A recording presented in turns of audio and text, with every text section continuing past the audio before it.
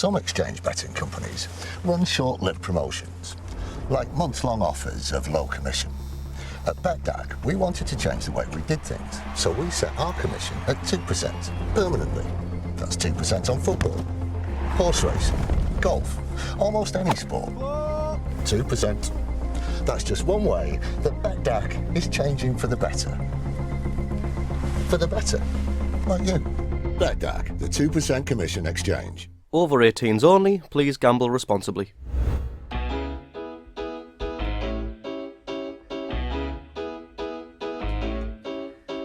Hello again, and welcome to another very special edition of the ROKER Report Podcast.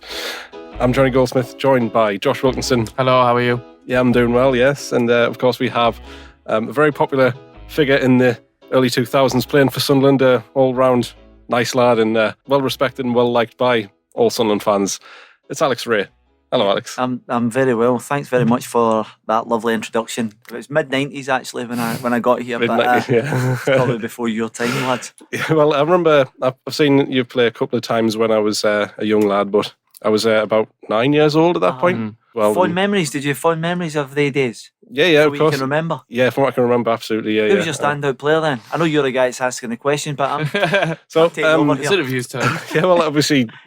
Kevin Phillips is the name that everyone would say as well, Sure. And for some reason I always like Stan Varga as well. I don't know why. Big Stanley. Yeah. He went to Celtic, son. That's when it all went down. Yeah. I mean, personally, Alex, you were my god. Yeah. So, Oh, really? Yeah. Oh, yeah. I was only about 5, but You don't forget, I listen to this podcast. You say that every week when you get a new guest in.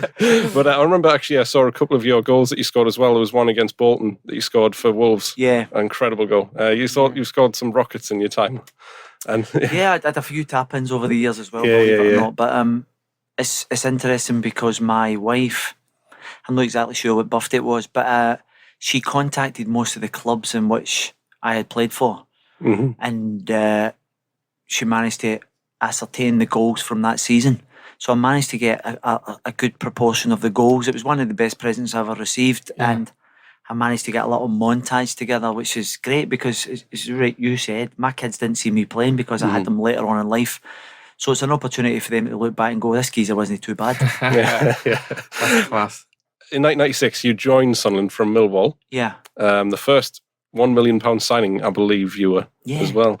Did you need much convincing really to move from London to the northeast? No, not at that time. And I'll be honest with you, because you were saying to me to be as frank as I possibly can. It was a great opportunity to get a couple of hours from Glasgow so that I could go up and watch Rangers playing in midweek and things, and get back to see the Old Firm games. But more importantly, it was an opportunity to try and play in the Premiership, because I came down in 1990 and within 6 years in the Championship, it was far too long. And if I'm being honest, I think part of my lifestyle at Millwall hampered me for people signing. So thankfully, Peter Reid gave us that opportunity to express myself at Sunderland. And what was it like moving? So obviously you played for us when we were last at Roker Park. Yeah. What was it like going from Roker Park when the capacity was like 22,500, I think, at the end of its tenure, then moving to Stadium of Light where, we were getting 47, 48,000. How was that transition? Well, I have to be honest with you, when I was in my first season, we were playing at Roker, and I couldn't wait to go to the place. It was falling apart. It was a shithole, actually. All being that the actual atmosphere within the place was brilliant, because, the paddocks and behind the goal, and it just seemed as if it was right on top of you, so they could always generate a good atmosphere. But the actual facilities, and it was so dated, and I couldn't envisage coming to this stadium, as you said there, and filling it. I just didn't know where the fans were going to come from. Yeah. And when you talk about momentum, it just started to rocket. We'd obviously the disappointment. I think we'd 41 points when we got relegated. And then the next season, because we'd moved in here to the Stadium of Light, and then I think we'd early 30,000s, momentum started to grow. And by the time I'd left, it was like struggling to get tickets. So did it take you till that season to kind of realise the support Sunderland really had? Because presumably coming up from Millwall, I mean, did you know a lot about Sunderland? Well, I was always led to believe it was a really big club. Right. But then when you go to Roker and you see the surroundings, you think, really, look at this place, because Millwall built the new den. It was 20,000 all-seater. It was, state of the art. And then you come up to Roker Park and you think, oh my God, what have I done here? But as I said, within a short period of time, and the personnel and the environment in and around the dressing room, it was we had a brilliant dressing room. I think that was a key thing. I think Reedy had the ability to identify the right characters. That's all the way to describe it, because obviously I was saying earlier on to yourself there about, you know, Kevin Phillips was a standout, but you wouldn't say there was any superstars within the dressing room. And we used to socialise together and fight together and do a lot together. So it was, you know, it was just a brilliant environment to play football in. And if you're a footballer, you want to buy into that. And there was no Jonny Big Bollocks, if you like, in the dressing room, which helped, because they wouldn't have survived 5 minutes because there's so many big characters.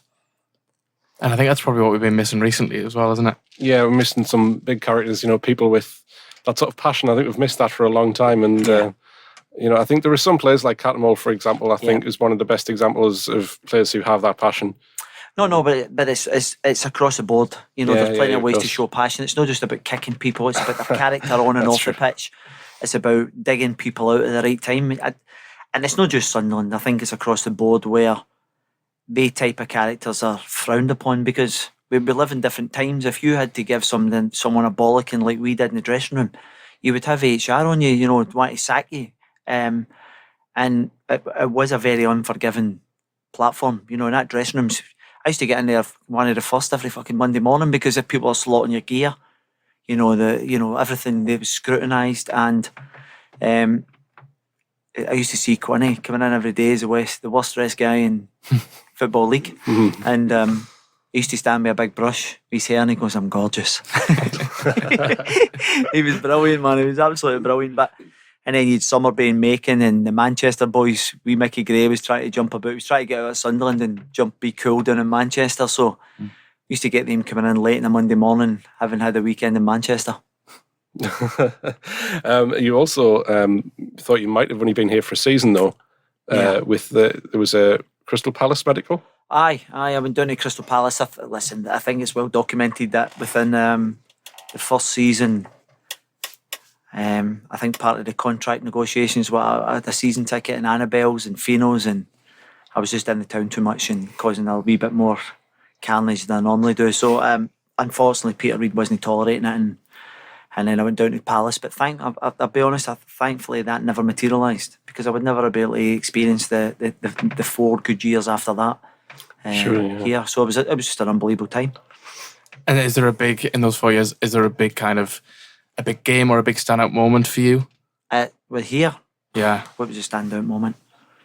I think one of the things that stands out for me was when we won the league. I think I was injured a long period of that, towards the end of that.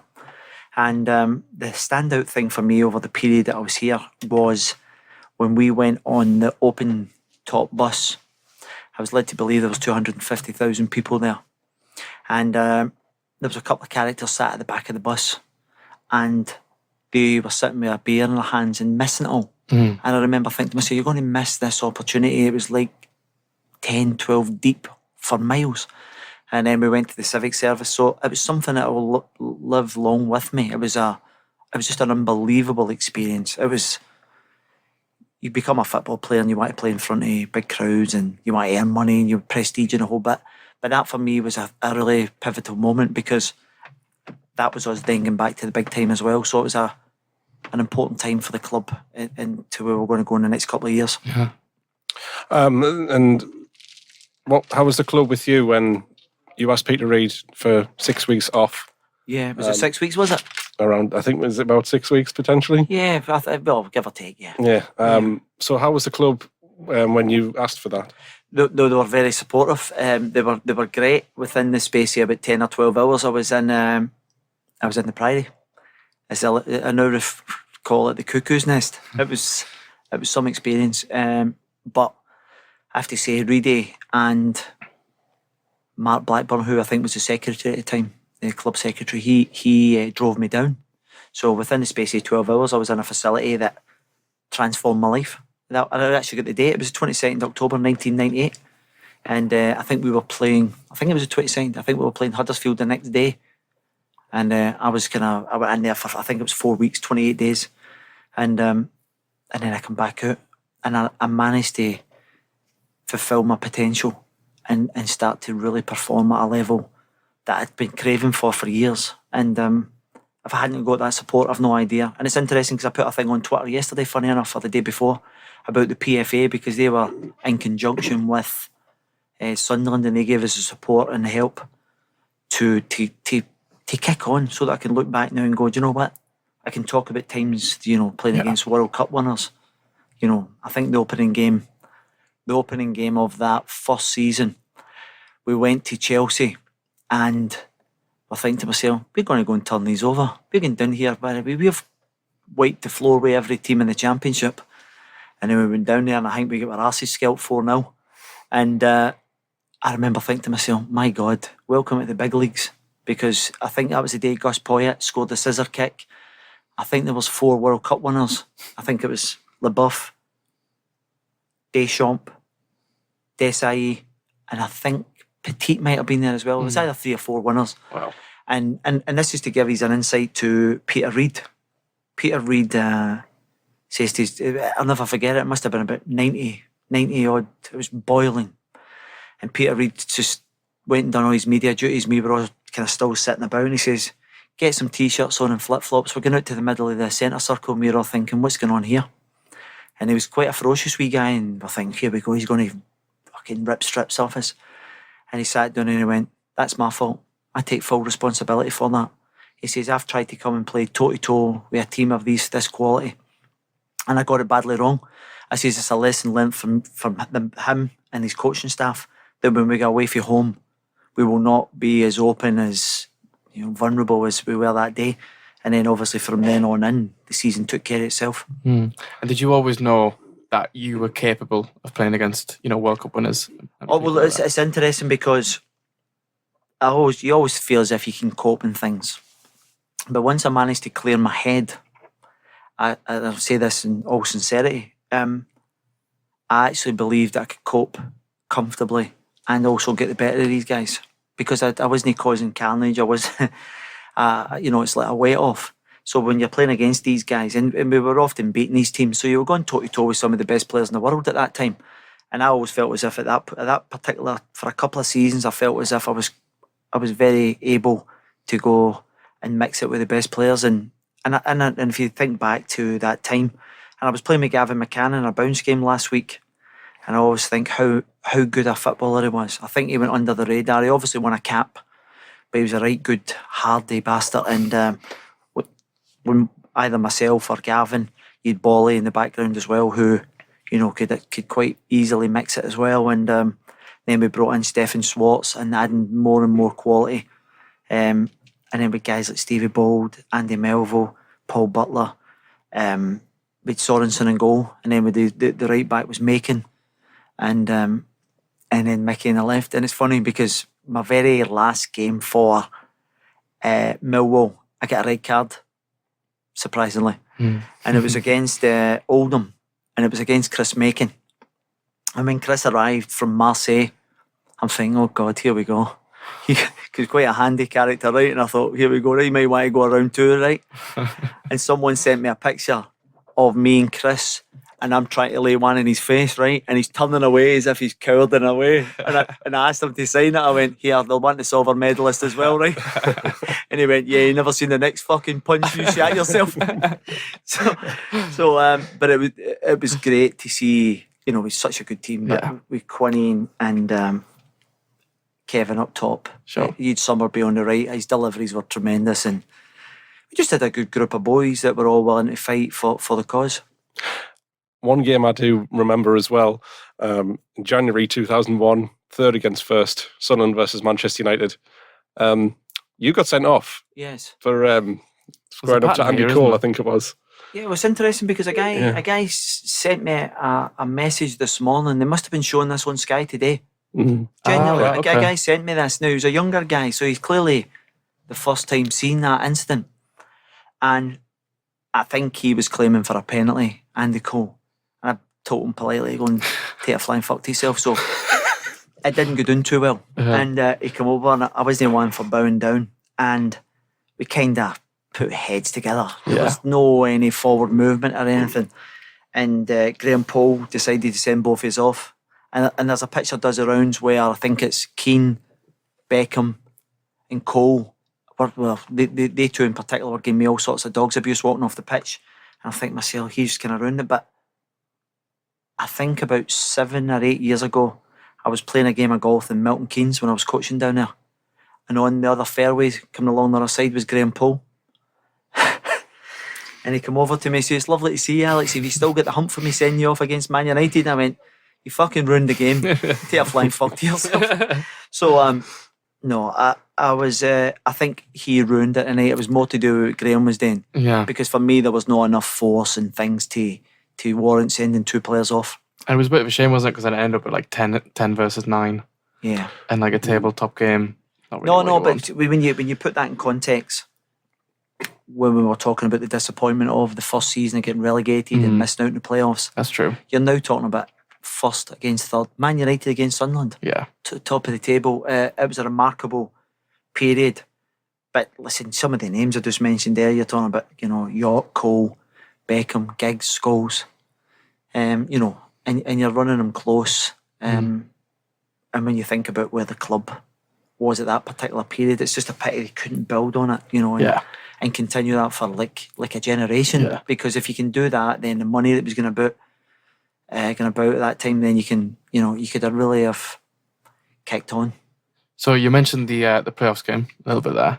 Obviously, you came on, I think it was 4-3 when you came on, 100 minutes in. Yeah. How was it coming on in that game at that moment? Well, to be honest with you, I wasn't expecting to come on. Right. The reason being is we had been to Bournemouth. I think we'd played someone on the Saturday. Well, no, that's not true. We'd played... Anyway, a long story short, Peter Reid decided to take us to Bournemouth for a 3-day... Social convener gig. Yeah. And we went down and anyway, I was on it for a couple of days and a bit worse for wear. And I think that following Sunday we were playing against Charlton down there and I get sent off. I think I got a second yellow for kicking their keeper. Right. And Reedy said to me, he says, "That's it, you're done. You're finished with me. I'm not fucking having this." And so I was surprised. But I was also disappointed because I'd played about 30 odd games or something leading up to that playoff final. So when he said to us that, "Get warmed up, you're coming on," and and then I'll never forget it because when it went to penalties, I'm not exactly sure what one it was, a 4th or 5th penalty, and I had number 13 in my back. And I had such a bad track record. I'd been sent off against Charlton about 3 or 4 times during my Millwall days. I'm thinking, "Oh my God, I'm going to go and miss this." Yeah. I was just so happy it wasn't me because I think Peter Reid would have knocked 7 bells at me that night. But it was obviously Mickey that the penalty missed. But it was such a disappointing. But it was also a pivotal moment because I think it's well documented at Niall Quinn's team talk afterwards. Everyone's obviously devastated about not getting automatic promotion out of the playoffs. So Quinny says, "Listen, we will come back bigger and better." And on the back of that, I think the next season there was a record-breaking team. It was 105 points. So there was always even though there was disappointment, a bit of adversity, there was always an upshot to it because of the group, because of the management team and behind. And we had a brilliant backroom team as well. We had old Sacco and Ricky Sprazier was brilliant. And then you've got the Ginger God, Cookie, always in the background. And then we had Mickey Fingers, the masseur, who was just a brilliant lad. And so you had a really good nucleus. And obviously the following season, 105 points was just ridiculous. Yeah. Normally, obviously, the biggest game of a Sunderland fan season, when we're in the same league is against Newcastle. Yeah. You've played a fair few of them, including the 2 wins at St James's Park. Yep. I mean, never mind rain, that was a monsoon that night. Absolutely, yeah. What was it like playing in that game? Well, it's interesting because one of the questions you often get asked over the years, it's your usual best player and the best bat. People often, because I've been fortunate enough to play in some decent derbies. I've obviously played in Old Firm derbies and things. And one of the games that stands out to me is the game that you've just highlighted there, when we went to St James's. If my memory serves me right, I think my pal Graham Poole was the referee that night. And he was I thought for a moment he was going to call the game off because there was puddles on the pitch, and I think they were redeveloping one of the ends. I'm not exactly sure what end it was because there was a little pocket of about 200 fans. So I think that was always there, up in the gods, and there was no cover up there, so they were getting drenched. And I remember, because you have to get down at St James's, get underneath, and then come back up to ground level. Right. And there was only 36,000 there, so you would think to yourself, atmosphere, nothing great. I remember thinking as I was walking up the stairs, I was looking over at guys like Rob Lee and I think Shearer and Duncan Ferguson and all that were on the bench. I think it was at Ruth Hulett. Was it Hulett was a gaffer? And you think to yourself, this is one of the best players. So as I'm walking up that tunnel, I'd hair stand in the back of my neck, and as I'm kind of starting to see the ground level, the rain was bouncing off the ground, and I remember thinking to myself, I can't wait to get fucked into these here. But it was just that, the actual atmosphere, and it would have came for the Newcastle fans because of the hostility. And I remember thinking to myself, because I think that would probably have been 6 months, a year after I'd come out of rehab, and I'm thinking to myself, fucking let's have some of this, and the adrenaline. And one of the key things stands out within these games. They were unbelievable. They were amazing games to play in because Newcastle had a right good team at that time. It was a host of internationals, England internationals. And, we just that group of guys who were, fighting their corner. And I remember Shearer came on later on in the game. And Shearer was going towards Thomas Soros. No. Shearer was going towards the Newcastle goalie. And Bolly was going towards Thomas Sorensen. And Bolly and Shearer went in for a tackle. And it was the noise of the impact. And if you ever ask Kevin Ball this, Bolly's won it, and the ball has flown towards the Sunderland goal. And I remember, the words came out my mouth, and I went, "That's fucking in." and Bolly's, and I'll hear Bolly going, "No," because Thomas Sorensen's now scrambling back to flick it over the crossbar because it was going to be an own goal. And if my memory serves me right, it was about 5 yards, 10 yards over the halfway line. So the impact was ferocious. And then I think it just landed in the top of the net. And I thought to myself, oh my God. But it was amazing because I think we ended up getting locked in until maybe about 11:30, 11:45 that night because there was carnage outside. Yeah. The noise, the atmosphere and things. But I think when you become a footballer, and when I first joined, I think I remember playing Newcastle at ROKER, and they terrorised us. They had a better team, and I remember thinking to myself, I need to start mixing it with these guys. And then obviously they back-to-back years kind of broke that kind of dominance that Newcastle had over us. Certainly. And how do you find? Obviously, you mentioned you've played in Old Firm derbies as well. Do they compare? I know you're a Rangers lad, so you're probably leaning listen, more towards. It's all relevant. Because I obviously played in the West Ham Millwall derbies, which can be a bit lively as well. Black Country, Wolves and West Brom can get a bit tasty. I think when you're actually involved in any derby match, they're to be savoured because of the magnitude for the supporters. Yeah. Players playing them. There's 4 derbies that are quite spicy, and you want to win them because you end up bowling about. They used to call me the Lord Mayor of Durham because every time we beat Newcastle, I was walking about waving to folk going, how you doing? And I had a big Alsatian dog. Right. And we had a gold card. Yeah. And it was a McDonald gold card. We get free McDonald's, man. No the dog put on about fucking 3 stone, man. In the first 4 weeks. I kept buying them McDonald's. And I used to walk about, they used to call me the Lord Mayor because I'd be like, hello, yes. But as a player, it was just it was just a tremendous time to be going about as a Sunderland fan. Obviously, it was very mixed in Durham. It wasn't. It wasn't like living in Sunderland. It was predominant. So we used to frequent Durham, and it was great. But it's in terms of hostile.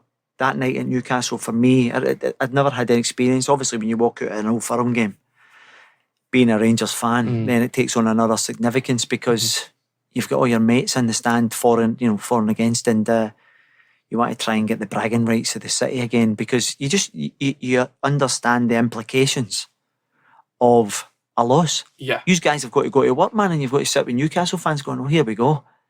So It's always good, and I've got a pal here with me now, David, who is a big Celtic fan, so hopefully he'll be greeting on Sunday.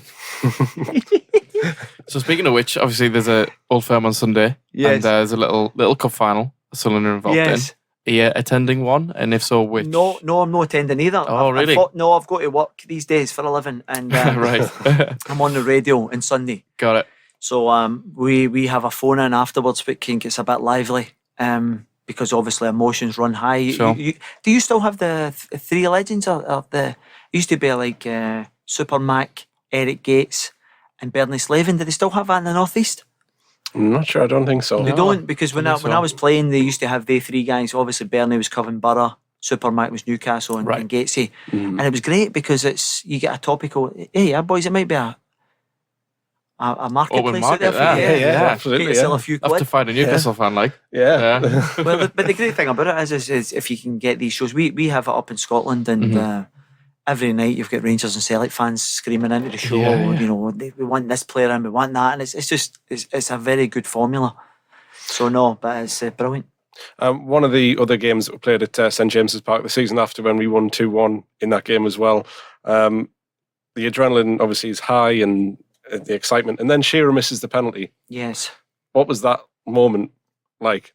Who was it who tackled? Was it Quinny? I can't remember. I think so. Tackle. I think, yeah. In the back of my mind, I've got what Quinny was doing back in the box. I've no idea, man. Oh. But whoever it was, you think to yourself, here we go. And he was prolific, Big Alan Shearer. He was very good for the spot. But I have to say, in all the years, I think Thomas would have Sorensen would have been up there with one of the better goalkeepers. He was a fabulous goalkeeper. He had a presence, athleticism was fantastic. So when he managed to save it, we were all indebted to him, because that's when you really need your keeper to step up to the plate, and he did. But it's not just that. He generated confidence, Thomas. When you get him at the back, that's no slight on anyone else who were goalkeepers here at the period I was there, but Thomas was the standout for me. So, unfortunately, you left in September 2001 to join Wolves. I couldn't believe it. I have to be honest with you, and this is nothing against Wolves, because I had a brilliant time. I didn't want to leave. I genuinely didn't want to leave. I'd moved into a nice townhouse overlooking the castle in Durham. It was nice.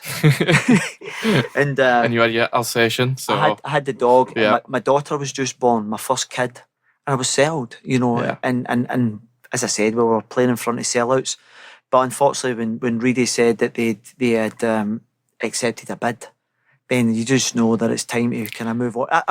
If I'm honest, I wished I would have maybe dug my heels in and says, no, I'm not moving. I want to commit longer. Yeah. But, I thought it would have been 30, 31 at that time. At that time, I think myself that, if the manager wants to sell you, then you're no part of his plans. Did it come out the blue then? I did, yeah. It's interesting because we used to go to Marbella for a couple of seasons in a row. We used to go to Portobello at the end of season because we were doing well. Reedy used to reward the boys, and we went over to Portobello for I don't know what you call it, a jolly up. But I was on the straight and narrow, and I remember coming in one morning, and Adrian Heath had a conversation with us, and he says, because I think I get injured at the tail end of that season, because I ended up doing, I think it was Sun FM were covering the game, and I ended up doing the co-coms with the chaps at that time.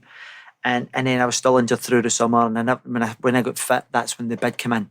But at the end of that season, Adrian Heath had said to a friend of mine, who was, we ended up we flew out of Manchester, and we had a big night out in Manchester, and all the players and all the staff. And Adrian Heath, when I went to do the toilet, he says, listen, if he hadn't got injured, he would have been our player of the year this year. He was obviously, either the assistant or number 3, whatever his title was at that time. So I never felt at that point I was actually going to get sold. So, it's something I've always wondered why one of the staff were actually saying that. And then on the back of finishing 7th, there was still plenty. I would have been 30, 31, so there was plenty more to come. So, but anyway, when these things happen, then you just have to accept it. It's just part and parcel. I was grateful to Reedy, and still am, for the support I got in 1998. Yeah, you were obviously in the Rangers youth team, and I believe Graham Souness. Yeah. Fucking kicked me out. You believe it? Oh man, I mean, I couldn't believe it. The Souness revolution, and he kicks me out. But But that was all kind of relevant as well, because it wasn't actually Souness, it was Walter Smith, his assistant manager, who kind of got rid of the kids. Effectively, Graham was above all that. And the conversation when I just turned 17 was, he said to me, "How do you think you've done?" I said, "I feel as if I've done okay. Well, I feel as if, I've shown enough to justify a contract." And he said to us, "So do I." And I thought, I relaxed to see it. I thought, I'm getting a contract here. And he went, "But your lifestyle's not conducive." He says, "You're out there partying as if you're a superstar." And he said to me, he says, "No matter what," it's a great piece of advice. If there's any young kids listening to this podcast, he says, "No matter whether you're an electrician, a plumber, or a footballer, you have to be dedicated 100% and give it your all." And it's interesting because 12 years later, I was sat with my wife in Portabanus. I'd have been 29, 12 years later down the line, and I met Walter Smith and his wife Ethel sitting in the piano bar in Marbella, and I sat down and had relayed that kind of that story. And he says, "Yeah, I used to say that to quite a lot of young kids." And I says, "Well, I've managed to do it now, and I'm now back playing at the Premiership." He says, "I bet you wish you'd have fucking done it when you were 17. But listen, you have to get to a place where, you're willing to take that information on board. But it was a brilliant piece of advice for Walter at that time. And obviously, eventually you did get that move to Rangers. So how did that feel that you finally had that chance to play for Rangers? It's funny how you have circumstances about how you manage to get back to a particular club. On the January, with 4 months, 5 months left of my Wolves contract, I'm the top scorer at Wolves with 8 goals. Graham Souness tried to sign me, having let go 16 years previous for Blackburn. So I had a conversation with Graham and he says to me, "Would you like to come and play for me?" And I'm thinking, how ironic that the Blackburn manager at this time, the guy that kicked me out as a kid, now wants to sign me. And it never materialised. 6 weeks later, I'm doing an interview with Tony Gubber for the BBC, similar to this. And then after we'd packed up all the equipment, he says, "I meant to ask you 2 questions before we packed up. It's a bit late now, but I'll ask them anyway." He says, "What's your passions?" I says, "First is, I like a wee bit of golf. I was playing a lot of golf with Kevin Phillips before I kind of packed up here." I says, "And secondly, I want to go and watch Rangers play in Europe." His response was that, "Oh, that's interesting. I'm meeting Alex McLeish, the Rangers manager, tomorrow." And I says, "Will you tell Big fucking Red I'm available for nothing in 3 months?" From that conversation, I'd signed a pre-contract within a couple of weeks. And that's how I get back to Rangers. On the back of Souness, who kicked me out. And now I've arrived back in a 2-year contract at 34. I thought extremely lucky with the circumstances that actually got me back. And to come back and play for the club that you support. It's like you boys going and playing for Sunderland. Yeah. It was remarkable because I thought that boat had well and truly sailed. Yeah. And then to win the double in the first season was ridiculous. And actually up until, I don't know, the last 2 minutes of that season, we weren't winning the league. And then 2 quick goals by Scott McDonald at Motherwell. Then I'm led to believe the helicopter was almost at Motherwell. He's shaking his head here. So the helicopter was there and it changes direction to then head back to... Really? Yeah, I was a commentator. "The helicopter's now changing direction." That's when David in the corner had his horns in his head. But so to win it in the manner was just ridiculous. It was really a special moment, and I think I've been involved in 700 give or take substitution appearances, first team games in football, and none of them other than that day did I break down in tears. I was overwhelmed, and I actually had to come out the dressing room because I was gone. I was like a bumbling wreck. I was crying like an uncontrollable with emotion. Yeah, and I'd been taking a lot of grief off a Celtic fan for about 5 weeks leading up to, and it's interesting because we get a lot of abuse. Players. You've seen it recently. Several players in the media. Yep. And 5 weeks before this guy's giving me abuse, I'm thinking, "Oh my God, this is ridiculous." It was outside my kid's nursery. He was building an extension. Every day we exchanged pleasantries. So, I thought it would be appropriate to drive it 2 mile an hour past him with my medal room and say, "Get it up, you." How was your relationship with, I think you put it, Big Red? Big Alec. Yeah. I love him to bits, man. He's getting a little bit of abuse at the moment. Yeah, at the moment. And it's a very unforgiving place, football. But he's been round about it for so long. And I spoke to him on Tuesday. I'm going to take him out to Portugal for a couple of days, get him a couple of games of golf, and just try and get away from it, because I think people forget football. It's it can be really, really tough, particularly when you're a manager. It can be a very, very lonely place, and when you're getting battered from pillar to post, it's not nice. And I think, the big guy's been brilliant for me. I worked with him in Belgium as well at Genk. For me, he was a brilliant manager. When you consider as a player and as a manager, 21 winners' medals. It's remarkable. So I've got a lot of time for the big guy. And the fact that he gave me an opportunity to come back and play for Rangers at 34 and win the double. So it ties in nicely, because I've got 3 kids. The first one, the oldest one, Alexandra, will get the league winners medal at Sunderland. Isabella will get the League Cup. So in terms of value, I think the League Cup winner she'll be devastated at. And then I'll obviously give the wee man, my boy, Cameron, I'll give him the league title one, the helicopter Sunday one. Yeah. So I'll be worth a few quid, I'm sure. Some exchange betting companies run short-lived promotions, like months-long offers of low commission. At BetDAG, we wanted to change the way we did things, so we set our commission at 2% permanently. That's 2% on football, horse racing, golf, almost any sport. 2%. That's just one way that BetDAG is changing for the better. For the better, like you. BetDAG, the 2% commission exchange. Over 18s only, please gamble responsibly. I know that there was an Old Firm derby that you played in, and I think it was a minute into the game, you injured yourself, and you ended up finishing out the game after having paracetamol or something like that. Oh, don't, man. It was the game was built up as Neil Lennon. When I spoke to Alex at first, he said to me that he needed guys who were Rangers minded, who knew the implications, and that we were signing a lot of foreign guys. So we signed Boomsong. Who did we sign? Nacho Novo, Dado Prusso, Mladenovic, Marvin Andrews. So it was like 5 foreign players. And he says, we need guys there. So 2 minutes into the game, the ball's going over my head, and I've seen Neil, and I thought, lovely, let's have some of this. And the twos have got the ball at the same time, and my calf just my foot rotated. And I thought, 2 minutes, and the pain was excruciating. But thankfully, I had a couple of caffeine chewing gums that kind of got me wired to the moon a wee bit. So I went over to see the doctor. I says, I'm in agony, man. You need to give me something for pain. And he hit me with two little white tablets. And I thought, I'll geese him. And as I was walking away, I says, what are these?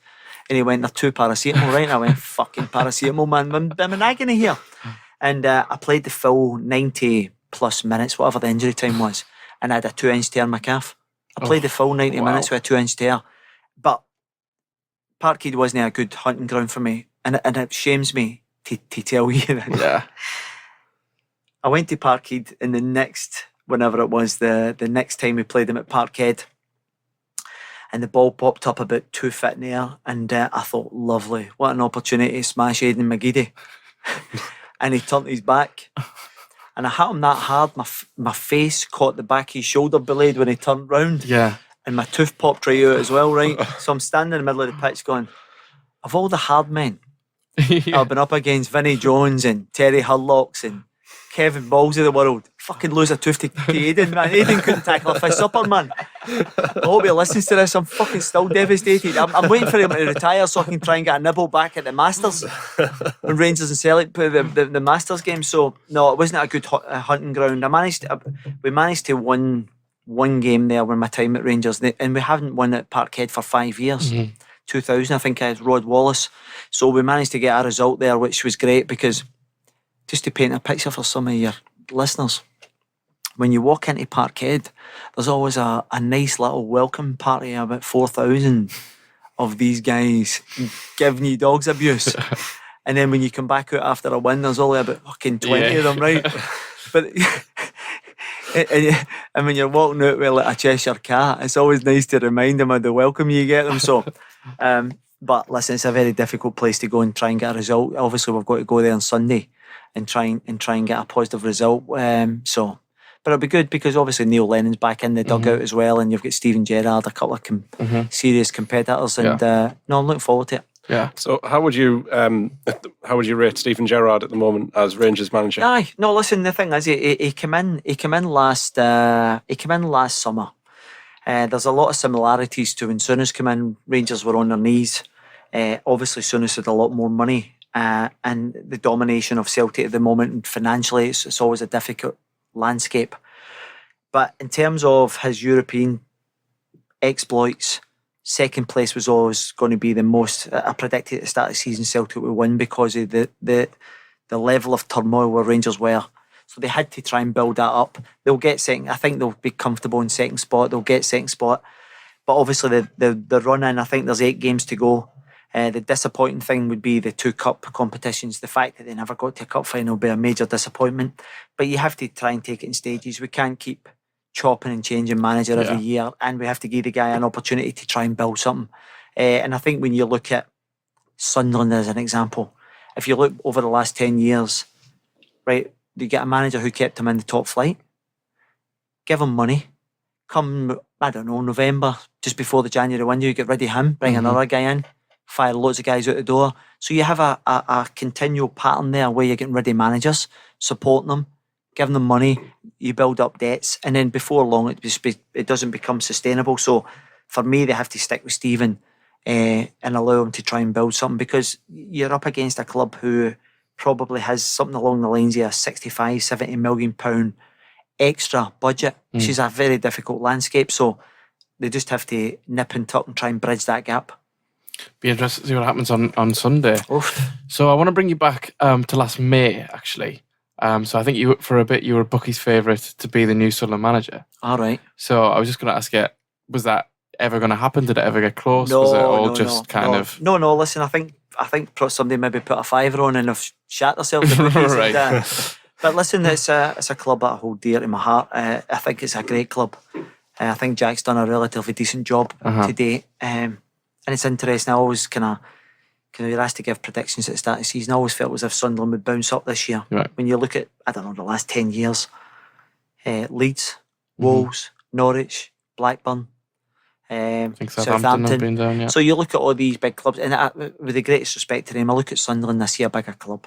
So I'm expecting them to try and bounce straight back up at the first time of asking, because if you get trapped in for another year, it becomes more difficult because the budget's considerable. And when I look at the players, I find it difficult to comprehend. You know, after Wembley, you're going to go to Accrington, Fleetwood, Burton. And when I see Sunderland in that kind of arena, it just doesn't sit right with me in the slightest. You know, it's and I've never seen Sunderland at this level since I've been involved with the club. So hopefully Jack can get them into the Championship, and then the real work starts, because it's a different playground again because of the parachutes that maybe 6 or 8 of the teams might have over the course of a couple of years. So they'll have to compete with there. So it's a different ball game, and I think it'll need a fresh investment as well to support Jack. And but you know, the season so far, and Sunday's massive. If you can get a good win there, a cup, 40,000 fans, I think the run-in could be as good as anything we've seen in recent years. One of the people who worked at Sunderland in the last couple of years that Sunderland fans I'm particularly fond of, Martin Bain. I thought you were going to say Cookie. Oh, well. Fucking Kitman. Ginger Buzz. But Martin Bain is someone who Sunderland fans, you mentioned his name and tend to roll their eyes or groan or whatever, but it seems like you've had a good experience with Martin Bain. Well, the thing is, I came to Rangers when I was 34, and you know, I was older, so you know, you're no bowling about with the younger guys. So Martin was probably about my same age, so I had a kind of decent enough relationship, all being he was up there and I was just a player. So every time, and I'd done some stuff with Martin in terms of for the Rangers Charity Foundation, where I went in an artist. So I found more as as an individual rather than what you could bring to the table. But it was always difficult, you know. And the thing is, the problem you've got is in here, the whole infrastructure. I've been on TalkSport and things over the last, 5 or 6 years, with the amount of managers that Sunderland going through and the money that they were burning, and the lack of structure. You know, directors of football just piling loads of players in, trying to get players out. And I've been in recruitment, so I know how difficult it is, and getting it badly wrong. So I know how difficult. So he's coming in at the tail end of this for 4 or 5 years and having to pick up all the pieces. Now, I don't profess to know what Martin's role was, because I was based in Glasgow, and I just know that it would have been a tough environment. Managers are coming and going, and it's just a horrible place. And so listen, they've got the new owners in now. They seem to be hands-on, a lot more proactive than a lot of chairman and chief executives have been in recent years, and I think the fans are buying into it. So long may that continue, because the thing is, you need to get everybody rowing in the same boat. And I think, as you rightly said, at that time, I think there was an apathy around about Sunderland with the supporters, the board. Martin was a go-to guy for people to look at because Ellis was over in America. So the whole thing was, I actually found the whole Sunderland documentary extremely sad, and it made me angry as well, because it was a brilliantly done thing around a really difficult time for people. A lot of people really struggling to cope with what was actually happening at the club back to back. I always felt as if someone could come in and put a structure in place, because of that constant, which was the fans, they could then kick on. And it's clearly proven to be that way. You know, I don't think it's taught a lot of stuff that you would think, oh my God, this is revolutionary. You bring in a manager that's hungry, he knows how to shape a team up, you support him in the transfer market, and, you know, then all of a sudden things start to... You've got a manager who then buys into the fans, he's very well spoken, he kind of puts himself across well, and then you've got board members who are actually transparent. They're out there going, this is what we're doing, this is the budget we've got at the start, 11 million quid. Everybody's going, lovely, that should get us out of the division. So everybody's kind of being out there and integrating themselves into the support base. It's no good sitting up there in the directors' posh seats and sitting there going like that and no listening to what your paying public is. So I think the board seem to have done that. And as I said to you, I think it's great in the short period in which they've done it. It'll be interesting to see how they progress over the coming years, because I'm not trying to say belittle what's the level we're at now, but I think for me, I think next year, if they can get to well, obviously this season we get the championship, I think next year will give you a better yardstick to where the board and things are as a stepping stone, because having been part of a team where, well, I think I came in maybe 2 years into that project. Peter Reid was in initially for about a year, did very well, got promotion, and then I came into that. But that was a club that was, we obviously got relegated my first season, so it wasn't a case, it was just an astronomical uplift. It was like bumps in the road, but you're slowly, you know, the graph is starting to go up the way, so much so that you finish a cup. So it's important to, there may well be the odd setback, but it's important to try and recognise that the club's going in the right direction. Were you watching that documentary and did you get frustrated at all? Anger's the only thing that struck me. Because like you said, I mean, obviously you lot kind of got us back up to the Premier League where, like we say, it was first or third against Man United and stuff like that. And it's almost like we're doing that same story again, but arguably a bit worse because we've gone down even further. Do you look at that and think, oh, all that work we did? No. I just look at it a totally different generation. Yeah. No, I didn't look at it, but we did that. Mm-hmm. But what I look at, if I try and put my mindset in it, is I was looking at what we did then was actually something special. And it's extremely difficult to replicate that because of, you know, you're to finish back-to-back seventh, particularly with the money and way football's going now. So I don't try and gauge where they are now. I think you've got to try and take it in its own individual merit, because there's so much more money in the game now. And in terms of the top level, you've got all these foreign investors coming in, Chinese, you know, from the United Arab Emirates. And so there's a totally different landscape. I think most of the guys in my time were all English-based businessmen, like Bob Murray and so forth. But the thing is, I can actually see shoots of that progression.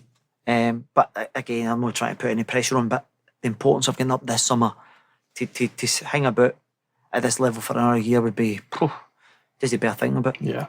You took over St Mirren after Jack Ross. All right, you were before Jack Ross. Sorry. I took over from Ian Murray, my old teammate. Okay. Yeah. Jack Ross then came in after me, yeah. So have you met Jack Ross then? Yeah, no, I don't know Jack particularly well at all. I had a conversation with him at the start of the season that he then took over St Mirren, because I only get 6 games. You know, I only get 6 games at the start of the season. I was Anyway, I'm not going into the reason why I left St Mirren. Obviously, the results were part of that, but there was a bigger issue with the chairman. But I spoke to him and I loaned back a centre half. I think Ben Gordon was it? Anyway, I didn't play him particularly. I brought him in, but I got a better option, a guy I'd worked with, and I decided to send him out on loan, and Jack phoned. That was my only dealings with Jack over the years. We kind of missed each other because most of my career was in England. And then I think I might have played against him against St Mirren or so, but it isn't. So I don't really know him in a social capacity in that either. Just know that he came in and fucking took St Mirren up on the back of me getting Mars felt. But no, but listen, I wish him well. It's a hard enough. And as he said, we're talking about Big Alec there, you know, it's a very, very difficult landscape. Jack's obviously in a trajectory at the moment, on the back of St Mirren. He's come in here and he's obviously his win ratio and come into a big club as well has obviously helped with a big budget. So, you know, you can only gauge him on that. But so far, he's done brilliant. He's been very vocal about eventually wanting to become Scotland manager as well. Do you think he can do it? Do you think he's capable? Well, if you take his first couple of years in management, you know, he seems to me, this again is because I obviously don't know him from the outside, he seems to me as if he's a very level-headed, kind of switched on guy. His kind of people skills are very good. And I think you need that as a manager because you've got to be able to communicate with guys that are what? I don't even know how old Jack is, but there'll be guys in that dressing room who are early 30s who are probably a couple of years younger than Jack. So you've got to communicate to the guys and then you've got to communicate to the younger guys who you're trying to kind of help along the way. So it's like, and then obviously you've got the expectations of a big club like this, with the greatest respect to St Mirren and Alloa. You know, Alloa was just a part-time club. St Mirren got a bit more established at the top flight, and you know, and get a very good fan base in terms of numbers. But coming to this is just another level, but I can see him because he's obviously one of the new younger guys who are actually coming through, who are now, you know, they're actually starting to kind of make noises, because if he can get promotion this year, a couple of back-to-back promotions gives you a lot of grace. And it's interesting because it doesn't matter whether you've got the smallest or the biggest budget, because it's actually what you actually do at the end of the season, which way you'll be judged on. So he will be looking to try and, he seems to me to be a hungry guy. He'll be wanting to do well with Sunderland, and his first remit is obviously to try and get out of this division.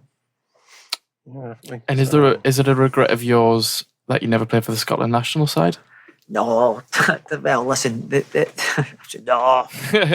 You see that? I was just about to fucking too fit you there for asking that question. I thought I'd get away with that pish. So no, listen, I look at where Scotland are now, and this is to try and put it in comparisons. And there's guys in the third tier of English football in the Scotland setup now. There's guys up in Scotland who are playing. I was playing, as you said, first against third in English Premiership, and I couldn't even get in a squad. But again, partly that comes down to me having a disagreement with the under-21 manager, who then became the national manager for 10 years. So, if I'm honest, if it's a regret, it's a regret on my part. Nothing to do with anyone else, purely because I had a wee spat with the manager. Right. Well, whilst a bit worse for wear. Yeah. So, but anyway, it was. It is something I look back. I still have my under-21 top, because I managed to score 4 goals in 9 games for the 21s. I scored the winner against Germany in the quarter-finals against Stefan Klos, who then became my teammate at Rangers. And I didn't realise it was him until I was about 6 months into Rangers. Someone sent me a picture of Stefan diving when the ball was on the way back out the net. So I was sure to remind him of that. And it's interesting in terms of where Scotland are now. The under-21s haven't, I think it's 21 years, the national team's not qualified, 1998, so it's 21 years or so. And the actual under-21s haven't qualified to the level in which we were talking about there. So clearly we were producing better players back then. And if it's Jack's ambition to be the Scotland manager, for me, I'd be hanging about a wee bit until the actual quality went up a bit, because I've seen the scrutiny these guys get under. But as I said, I think he's just new into management in terms of a few years. For me, I would be working my ticket in terms of club football for a while and then look at it, because there's not a great deal of candidates out there for the Scotland job. You've probably got 4 or 5 guys that their names get mentioned: Paul Lambert, Davy Moyes, Alec McLeish, Walter Smith over recent years, Gordon Strachan. So there's a small pool. And I wouldn't be surprised if they actually, in years to come, they'll start looking at a wider net. I think because we had a bad experience with Bertie Vogts, then, you know, it put a lot of people off. But I think you have to open it up to the wider market to see if we can try and improve our success rate. I can see you two fucking laughing there because England are going good guns. Look at you. Us smoke never. See, never. There are a lot of Sunderland fans who, you know, enjoy watching Scotland get beat off the likes of Kazakhstan. For me personally, I think it's quite sad to see that, honestly. In all honesty, I really do. Well, do you know the interesting thing about this? And this is me being sincere. I brought 9 of my mates over to Portugal for a holiday to play golf. And on the first day, I pitched up at the pool with an England top on, just to annoy them. Did it work? Fucking right. They went mental. It was my house, they were going to beat us up. So no, I think, no, listen, you're right. See, because I've 14 years in England and then a few years coaching with MK Dons in Blackpool and Notts County and that, I actually want England to do well. You know, it's just partly, you know, been brought up. A couple of my kids were born in England as well, so very much so. You know, I'm very much part of the union and want to be British and all that stuff, so I don't kind of subscribe to England, Scotland getting beat. It doesn't wash for me at all. Would you say the best time as a player for you was at Sunderland? In terms of the level in which I was performing at, without doubt, without a shadow of doubt. I actually hit some really good levels. I know, as I said to you, I scored 8 goals in my last season for Wolves in England's Premiership, so it was 5 in there and 3 cup. And my game had been modified a lot since my earlier days, so to score 8 goals. So, but in terms of playing against some of the players that we're playing against, Keane, Scholes, Vieira, Steven Gerrard, Petit, Desai, you know. It was top of the top, really, wasn't it? It was just, but when I looked through it, people often say to you who's the best, but how do you pick your best out of that bunch? Yeah. And that was just the midfielders, you know, you had a host of other top quality players. Did you have a favourite midfield partner to play with? Looking back, I would have to say Gavin.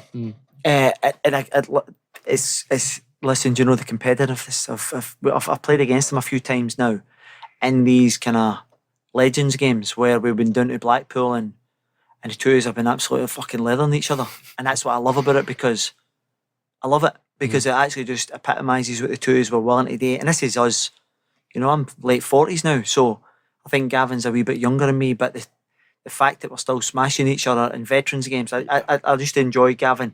He was a quiet, unassuming guy, but a silent assassin in the middle of the park. So a very good player.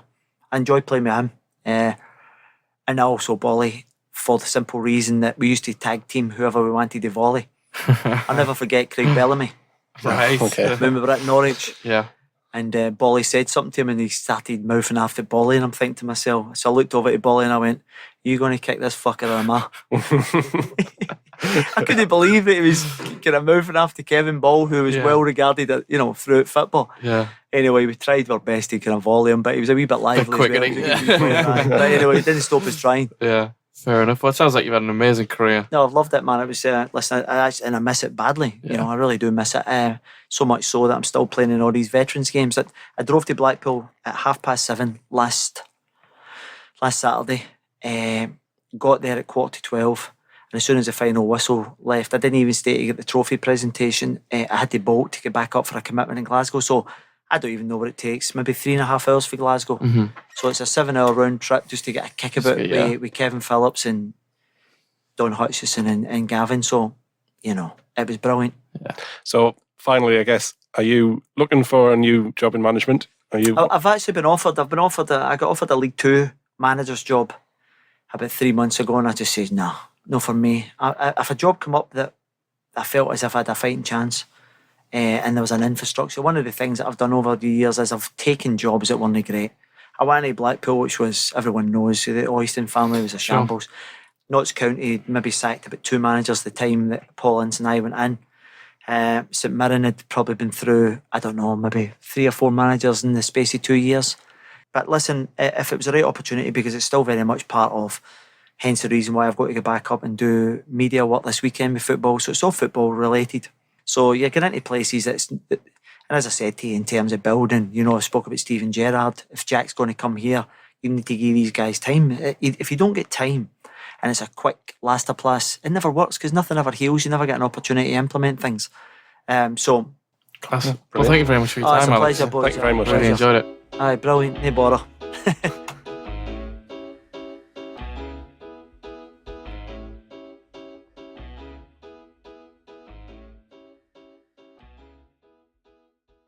Some exchange betting companies run short-lived promotions, like months-long offers of low commission. At BetDAG, we wanted to change the way we did things, so we set our commission at 2% permanently. That's 2% on football, horse racing, golf, almost any sport. 2%. That's just one way that BetDAG is changing for the better. For the better, like you. BetDAG, the 2% commission exchange. Over 18s only, please gamble responsibly.